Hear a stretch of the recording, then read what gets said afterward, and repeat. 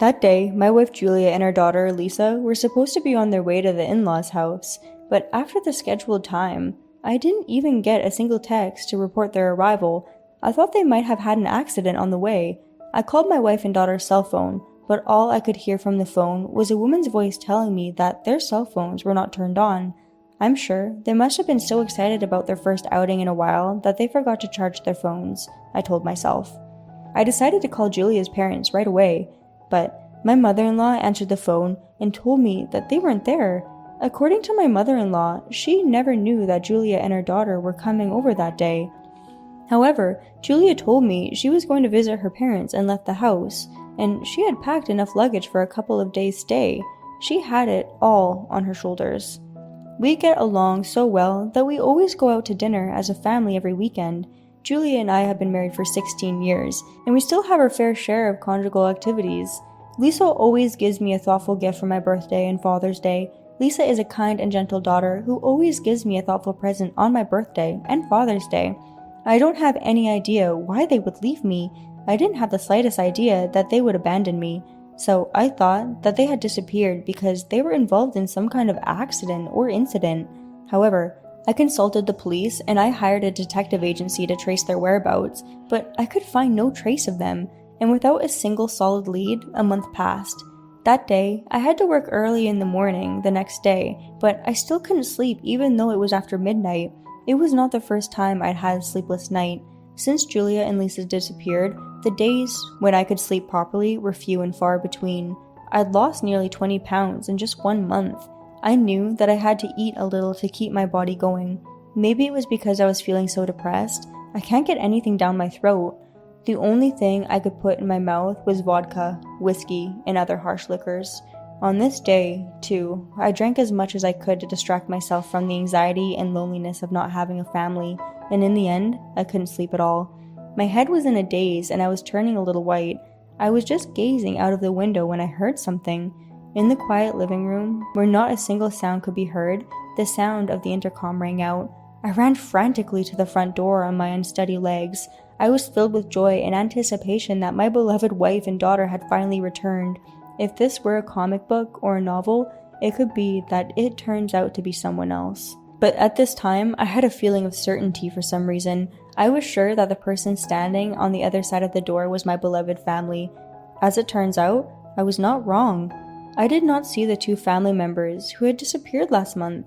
It instead was my daughter, who looked shabby and way too skinny. "I'm home." "Welcome back! Where's your mom?" "She's not here. I'm sorry." Why are you apologizing? Did something happen to her?" "I'm sorry."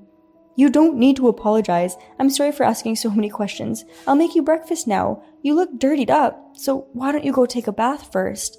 I decided to ask her later about the details, so I made Lisa breakfast, but all I could make was some rubbery scrambled eggs and soggy bacon, along with a half-toasted slice of bread. But even then, I am no chef, and this was the most time ever spent on a meal. "How is it?" "It's good. I haven't eaten a real breakfast in a week." "For a week? Weren't you with your mother?" "I was, until a week ago, but then I ran away."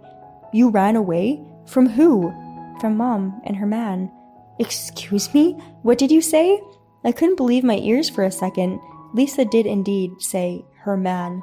That meant that Julie was having an affair with a man other than me. It didn't mean she was involved in an accident or incident. It meant that she had left me on her own volition. Of course, such an outlandish story is something that I couldn't accept right away. I can't believe this. Julia is cheating on me? I know that it's hard to believe. You really love Mom, but once you hear this, you'll have no choice but to believe me. Lisa pulled out her pocket, the voice recorder I used to use at work. I used to use it mainly to prevent myself from missing anything important during meetings, but recently, with the increase of remote meetings in this day and age, I had left it at home because I no longer needed it. I didn't know why Lisa had it. The recording was filled with audio data that confirmed Julie's betrayal of me. Mom, where are we going? Aren't we going to Grandma's? Just be quiet and stay in the car. I won't do anything bad to you. Beep. Just be quiet and listen to what I say. From now on, you'll be living here. I don't want to live in a stranger's house. Hey, you didn't tell your daughter that you're abandoning your husband to live with me? If I told her beforehand, she would of course rejected the idea. I thought it would be faster to bring her here first and then persuade her. Don't mess around. You really think I'm okay with this? Beep. What's up with that kid? It's been a month and she still doesn't get along with me. I knew it was a mistake to bring Lisa along. She's almost 16, right? I thought if I got her a job, it would help pay the bills. Then let's sell pimp her body out. I'm sure I can fake her age. Hey, don't joke about that. She's still my daughter. Beep. I felt dizzy. I felt nauseous. My whole body was shaking with rage. At the same time, I felt ashamed of myself for not realizing the true nature of that vicious woman for 16 years. But I guess I was not the only one who thought Julia was a serious and chaste person. Lisa was devastated that her mother, whom she had believed in, betrayed the other people she cared about in this way. She was angry to the point of tears. She seemed to be in deep despair. I asked her, "Are you okay?" and squeezed Lisa's shoulder. Lisa wiggles her shoulders. She says, "Yeah," in tears. That day, I asked the company for an emergency day off and went to Julia's parents' house. I told my in-laws what had happened. They bowed their heads in gratitude for my kindness. They offered their full cooperation in sanctioning Julia. After that, I asked my parents to take care of Lisa. I went to a lawyer's office that my company had a partnership with. There is a lawyer who I had known for 10 years that works there. I told him what was going on, and he agreed to take care of it right away. The details of the plan and the taking of the documents are still to come, of course. It would be a good deterrent to the other party if I gave him my business card. I went to the man's house with my lawyer and my parents. The look on Julia's face when she opened the front door and saw us was like a pigeon being hit by a pea shooter. She looked so pathetic. "How did you know I was here?" Lisa told me. "She walked home and it took her over a week. Why are you here? Even after Lisa disappeared, why are you still here in another man's house?" Well, you don't need to answer. I already understand. Most likely, the man told you not to worry about it, right? "How dare you? You're Lisa's mother. It's your job to care for your daughter's safety above all else." "I'm sorry." "Anyways, where's your man? According to Lisa, he should be here in the daytime." Well, stop mumbling and get to the bottom of it. I'm asking where your lover went." At that moment, through the noise of my in-laws screaming, I heard the sound of a rattling noise coming from the back of the room. I pushed Julia, who was blocking the front door, out of the way and went into the house of the married man. And then I opened the window leading from the living room to the backyard. I saw the man trying to sneak away. He was using his mistress as a lure and avoid the whole ordeal for himself. I would not so easily overlook the culprit who had destroyed the family I had finally found. I took the mug that was on the table by my side and threw it as hard as I could at the man.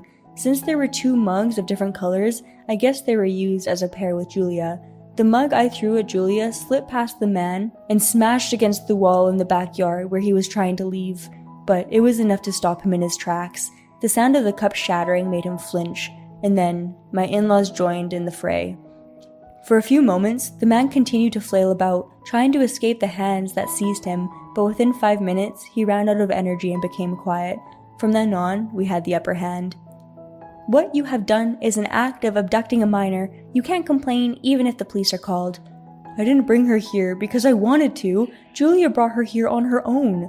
Lisa's audio recording of the conversation sounds as if it was already discussed from the beginning. "Well, that means it was already agreed to, right? It's nothing to get the police involved in." Lisa herself didn't seem to like it. If she doesn't consent, it's the same as kidnapping. "Anyway, what you did is a crime, an illegal act. You will be brought to justice, both criminal and civil." "Ugh, no." "You are next, Julia. You will also be held accountable. You'll have to pay alimony for the affair and for Lisa's emotional distress." I did it for Lisa's sake. I thought she would miss me if I left by myself." "Don't be silly. All you did was break Lisa's heart." "I've listened to Lisa's audio recordings. It sounds like you were trying to get her to work so you could have money." "What you did was child abuse. Naturally, we will discuss this matter with the police. It's a separate matter from the civil case." Afterwards, I went to the police about Lisa's case. Julia and her boyfriend were arrested. It was their first offense and no direct harm was done, so they were just fined. But it was a big blow to both of their careers. But the biggest problem for them was the amount of fees and alimony I demanded. The amount was $170,000 from both of them combined.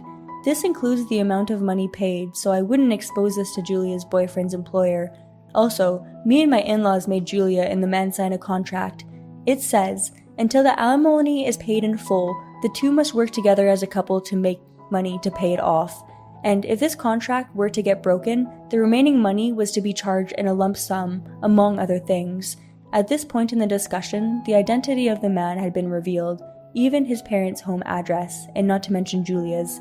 The contract had the strong effect of preventing the two of them from absconding with the alimony.